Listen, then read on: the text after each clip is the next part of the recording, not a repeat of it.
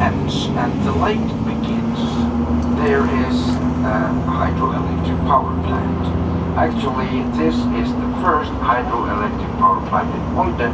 It was built in 1916 and put into operation the year after, equipped with 3 small turbines from France. And behind the old shacks that served the purpose of the first hydroelectric plant is a modern so-called micro plant.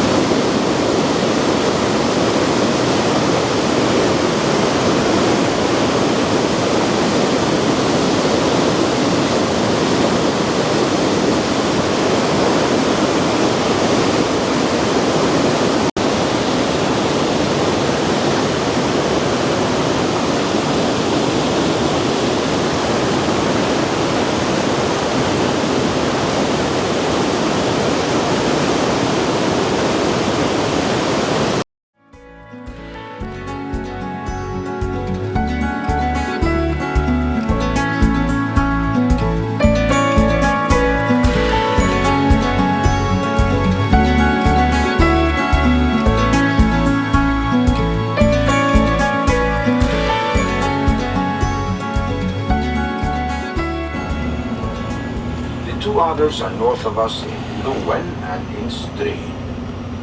Size-wise, the Olden Lake is the second biggest, and it's 17 kilometers long, as wide as you see, and at its deepest point, it's only 19 meters deep. Significant for these glacial lakes is that they have this special color. It looks like it's kind of greenish. Of course, the water isn't green. It's colorless, like good water always should be. It's an optical illusion, and the reason is very, very interesting to know.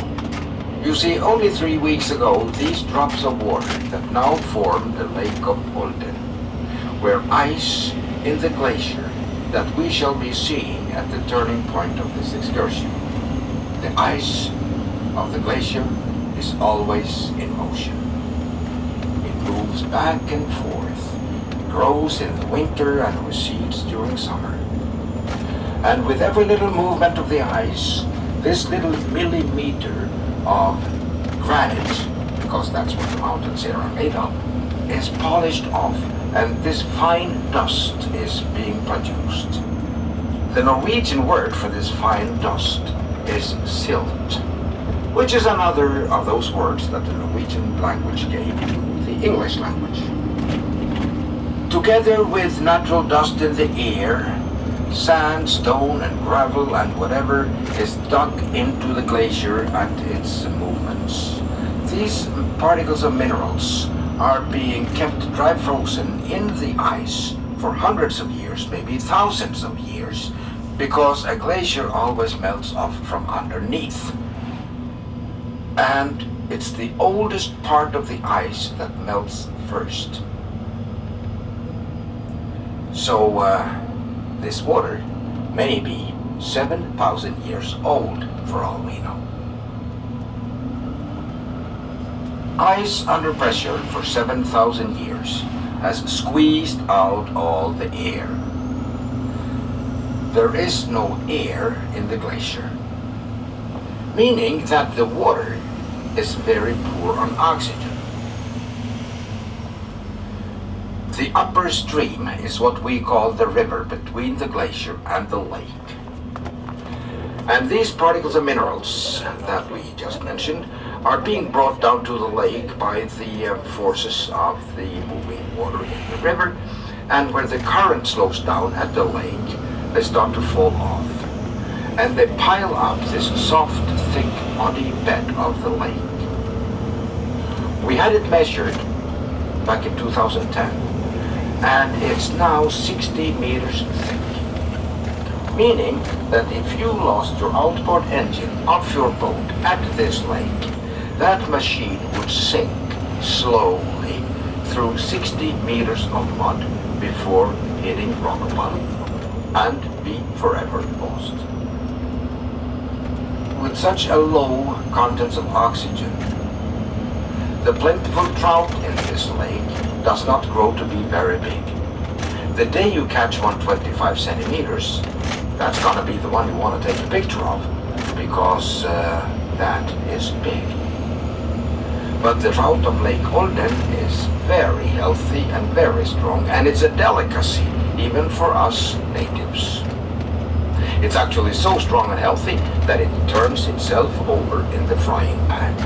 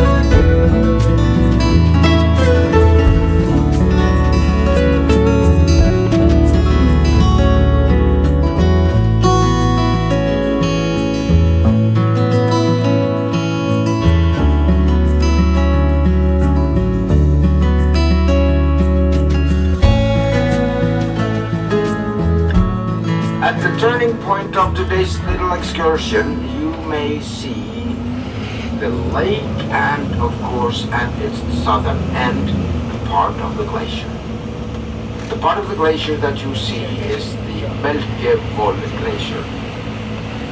The name can be explained as the place where the cows are being milked, or summer farms, of course. It is not the famous Briksdal glacier. That is its neighbor to the west. But it's also a part of the Jostedals glacier. The Jostedal glacier is the largest glacier on the European mainland. It's 483 square kilometers big. From its northeastern point at Nordfjord, which is like 50 kilometers northwest of us right here, to its southwestern point at Fjordland down at the fjord, it's exactly 92 kilometers long, or the equivalent of 15 miles. At its deepest point, it's 632 meters thick. So we are talking about quite a lot of ice and snow up there.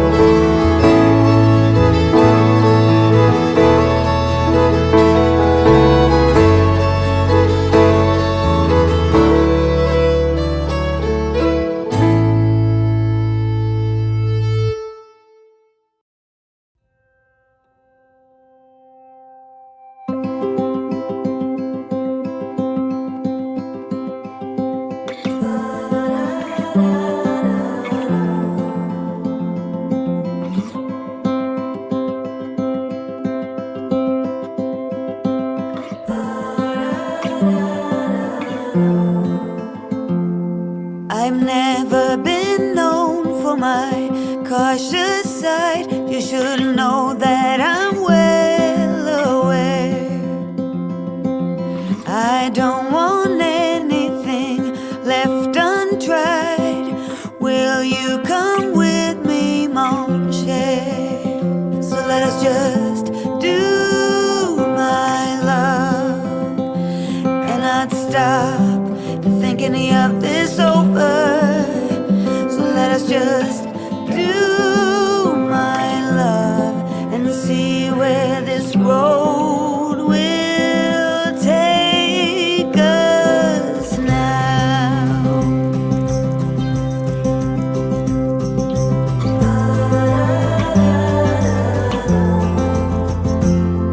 It's not that you're timid, no one could say, choosing to walk with the gale. What shall we call us? Hobos per se. We'll find that out on the way. So let us just do my love and not stop thinking of this over. Let us just do my love and see where this road will take us now.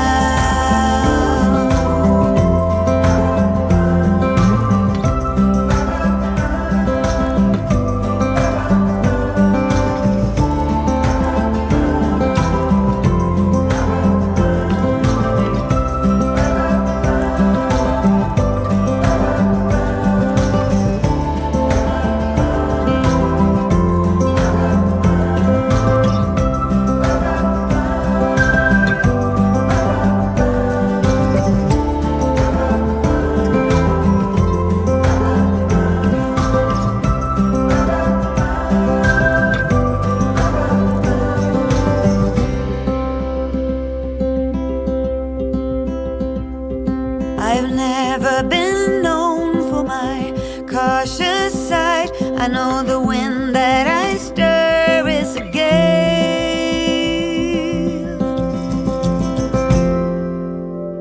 So let us just do my love and not stop thinking of this over. Let's just do my love and see where it goes. So let us just do my love and not stop thinking of this over.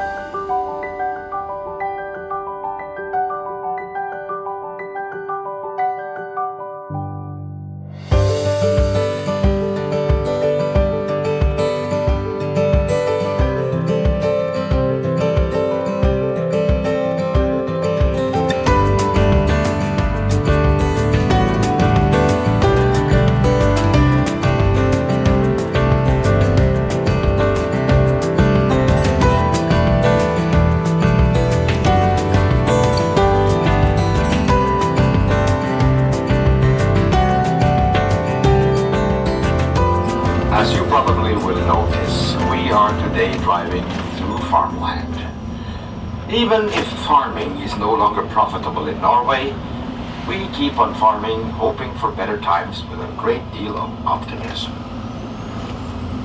The average size of the farms you see all over Western Norway is like 50 to 60 hectares, or could be compared with 150 acres. In the days of modern economy, which lasted into the days of World War II here with us, it was a good thing to own a farm because then you were secure financially and professionally. But nowadays, these farms are far too small to provide for an annual salary. 90% of the farmers throughout Western Norway have a full-time job additionally to farming, and so does his wife or her husband. All the forest in Norway is privately owned by the farmers. And forestry is also a very important part of Norwegian agricultural life. Well, with an exception of like a few 100,000 square kilometers along the Swedish border, that's government property and managed through the Department of Defense, because we need this buffer zone against the Swedes. Products of wood and timber is also this little country's export article number 4.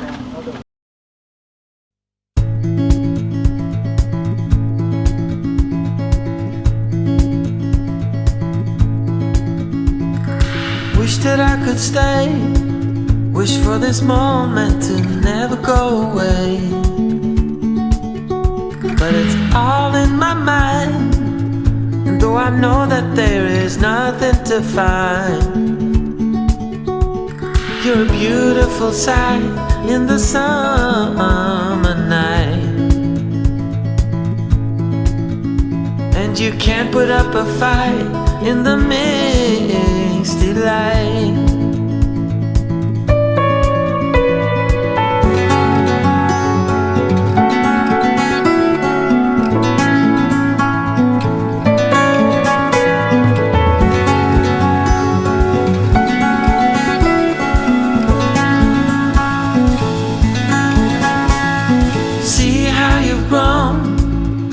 While you roam in the streets all alone, and all you can see, thinking about what your life came to be. You're a beautiful sight in the summer night, and you can't put up a fight in the misty light.